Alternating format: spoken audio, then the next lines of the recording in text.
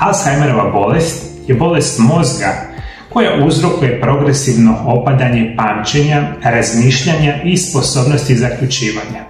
Prema podacima Svjetske zdravstvene organizacije, Alzheimerova bolest je najčešći oblik demencije te čini do 60-70% svih slučajeva demencije. Radi se o neizlječivoj bolesti koja najčešće zahvaća osobe starije od 65 godina. Alzheimerovoj bolesti ne mora prethoditi nikakav događaj. Može doći sama od sebe, no u mnogim slučajevima može biti pokrenuta značajnim životnim događanjima poput odlaska u mirovinu i boravka u bolnicu. Simptomi se javljaju postepeno tijekom perioda od nekoliko godina i u svom intenzitetu kao i pojavnosti znatno variraju od osobe do osobe. Prvi simptom koji se pojavljuje obično je zaboravljivost za nedavne događaje uz relativnu očuvanost dugoročne memorije. Upravo zbog postupnog i neprimjetnog pogoršanja ove smetnje se u početku vrlo često pripisuju normalnom starenju, što je velika greška.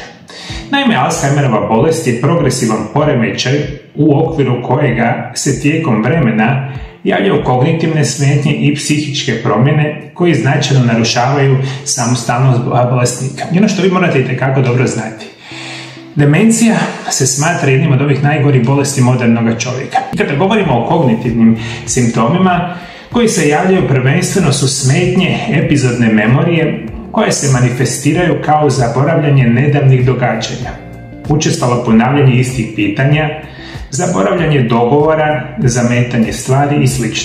Također može biti otežano donošenje odluka već u ranim fazama bolesti.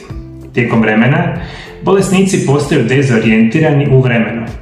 Ne znaju dan, točan datum ili godinu i prostoru, te više nisu u mogućnosti pronaći put do kuće. U kasnijim fazama bolesti javljaju se simptomi poput neprepoznavanja bliskih osoba i znatno otežane verbalne komunikacije. Psihijatrijske promjene su prisutne od samog početka bolesti u vidu sniženog raspoloženja i gubitka interesa za aktivnosti koje su bolesnike nekada veselile. Napredovanjem bolesti, poremećaj ponašanja i raspoloženja postaje sve izrazitiji, što povećava teret starenja ovim bolesnicima. Javljaju se simptomi socijalno neadekvatnog ponašanja, poput uznemirenosti, verbalne i fizičke agresije, razdražljivosti, optuživanja bliskih osoba i promjene ciklusa spavanja. Osobama koje skrbe o bolesniku najteže padaju upravo ovi simptomi i psihijatrijske promjene su najčešći razlog socijalizacije bolesnika. Nažalost, osobe i vi možda koji već imaju te iskustva sa ovom bolesti, ajde komentirajte ispod kakva su vaša saznanja, koji su možda vaši najbliži imali specijalne simptome same demencije, pa pišite malo dolje ispod video zapisa. Mislim da veliki broj osoba je htio čuti iz prve ruke ono što se zapravo događa.